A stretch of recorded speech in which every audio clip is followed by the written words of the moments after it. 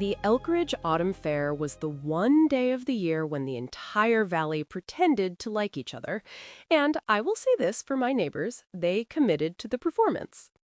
By 9 in the morning, the field behind the church was thick with wagons and cook smoke and the particular brand of cheerful shouting that only happens when ranchers gather in one place with livestock and opinions.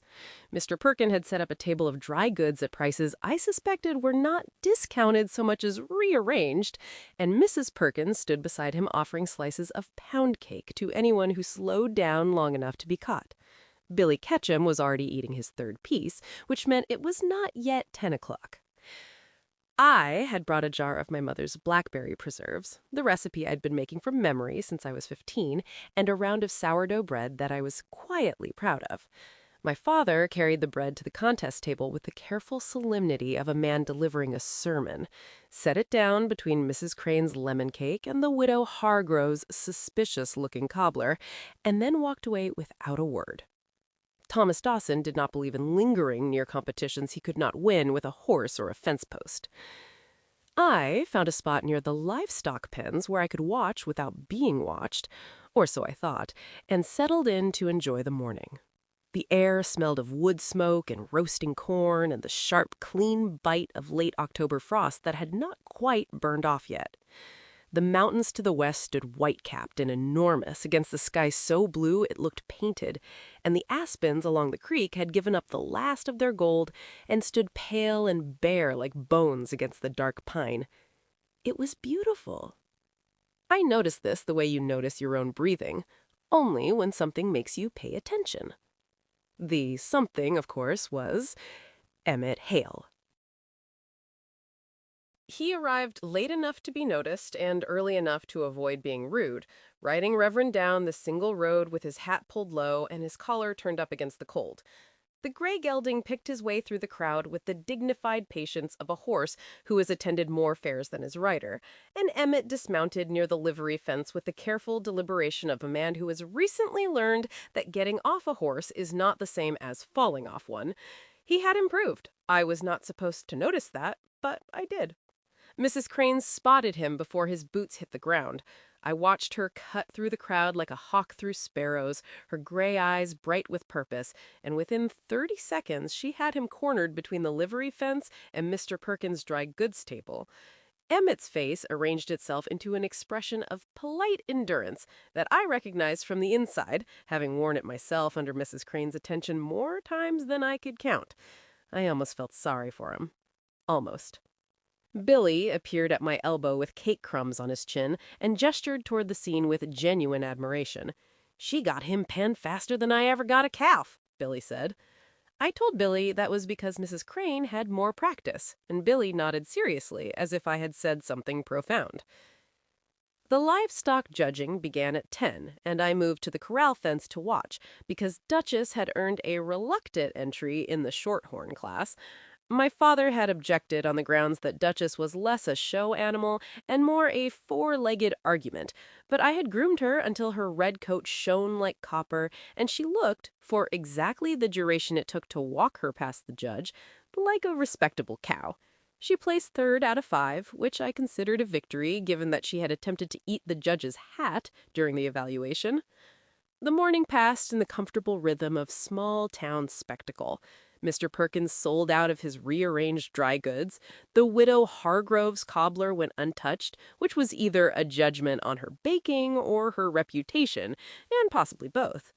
Reverend Holloway circulated through the crowd with his hands clasped behind his back and his large voice offering blessings to anyone who stood still, and the children from the valley ranches ran between the wagons in packs, dusty and shrill and completely unsupervised.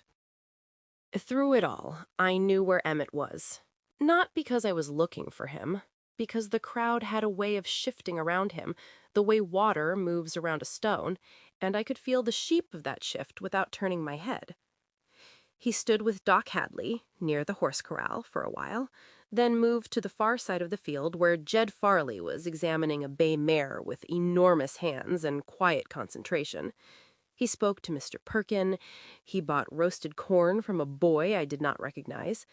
He did not speak to my father, and my father did not speak to him, and the distance between them was so precisely maintained that it could not have been accidental.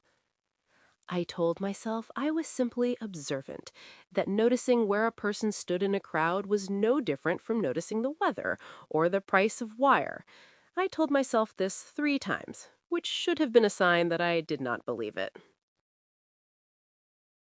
The pie contest results came at noon, and I did not win. Mrs. Crane's lemon cake took first place, which surprised no one, and my preserves took second, which surprised Mrs. Crane considerably. She congratulated me with the specific tightness of a woman who had expected to win by a wider margin, and I thanked her with the specific warmth of a woman who intended to win outright next year. After the judging, the crowd thinned as families spread blankets for dinner, and the men gathered near the horse corral to argue about the afternoon races. My father joined the knot of ranchers near the fence, his broad shoulders squared against the October wind, and I took the opportunity to walk toward the creek, where the noise settled into something softer and the smell of wood smoke mixed with cold water and wet stone. I did not plan to find Emmett there. I want to be clear about that. The creek was a public place, and I had every right to stretch my legs after a morning of livestock judging and competitive baking. The fact that he was standing near the footbridge with his hands in his coat pockets and his face turned toward the mountains was a coincidence, and I have never in my life arranged a coincidence, which is itself a lie, but not a large one. "Your cow tried to eat the judge," Emmett said without turning around.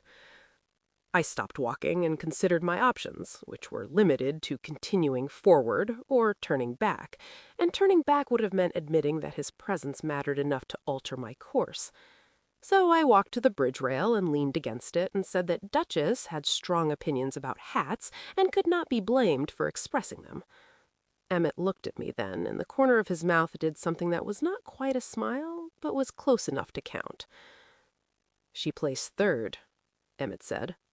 "She placed third," I agreed, "out of 5, which means she outperformed 40% of the field while simultaneously assaulting an official." "Impressive efficiency," Emmett said. I laughed before I could catch it, and the sound carried across the water and disappeared into the trees. Emmett watched it go the way you watch a bird lift off a fence post, with quiet attention and no attempt to follow. We stood there for a moment that stretched longer than it should have, the creek running cold and quick between its banks and the mountains holding still behind us, and neither of us said anything because the silence was doing the talking and it was saying enough. "Your bread looked good," Emmett said finally. "The round loaf." "You noticed my bread," I said, and I meant it to sound dry and dismissive, but it came out softer than I intended, and I watched him hear the difference. His eyes stayed on the water, but something in his shoulders shifted, a small settling, like a horse deciding not to bolt. "I notice most things," he said quietly. "I am finding that inconvenient." I did not ask what he meant. I did not need to. The creek filled the pause, and somewhere behind us a child shrieked with laughter, and the moment held its shape like a cup holds water, full and still and waiting to spill. "Clara."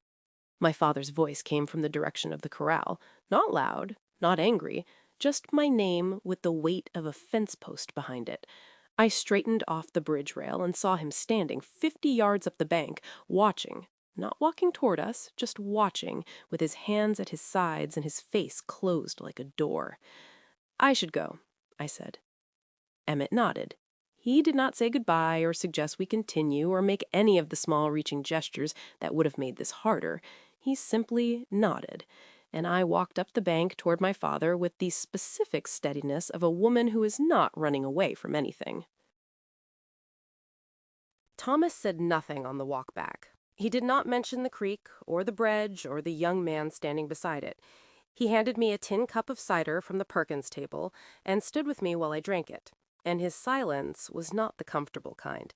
It was the kind that pressed against you from the inside, heavy and shapeless, full of things a man had decided not to say. I should have been relieved. His silence meant no argument, no accusation, no repetition of the old warnings about hail land and hail people.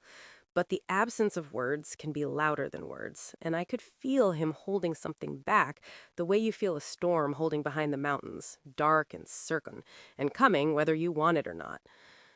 Doc Hadley found me later, near the end of the afternoon when the horse races were finishing and the light had gone golden and low across the field.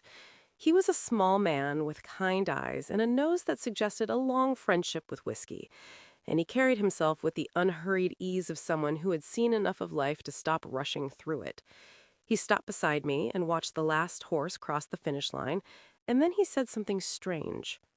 "You know, you remind me of someone," Doc Hadley said. He tilted his head and studied me with an expression that was not unkind, but was more serious than the occasion required. Same way of tilting your head when you were listening. Same way of standing with one hand on your hip like you are waiting for the world to get to the point. I asked him who, and he smiled the way people smile when they have said more than they intended. "Oh, just someone I knew a long time ago," he said. "Before you were born, before a lot of things." He patted my arm and walked toward his wagon, and I stood there with the golden light falling across the trampled field, and the feeling that I had just been told something important in a language I did not yet speak. The fair wound down the way all fairs do, slowly and then all at once. Wagons pulled away in a line down the single road, lanterns swinging in the dusk. Billy loaded our things with his usual graceless enthusiasm, and my father drove the wagon home without speaking, his profile sharp against the last copper light on the mountains. I did not look for Emmett's lamp when we reached the ridge above our south pasture. I did not look because I already knew it would be there, small and steady across the valley, no bigger than a fingertip held at arm's length, and some things are harder to set down once you have picked them up.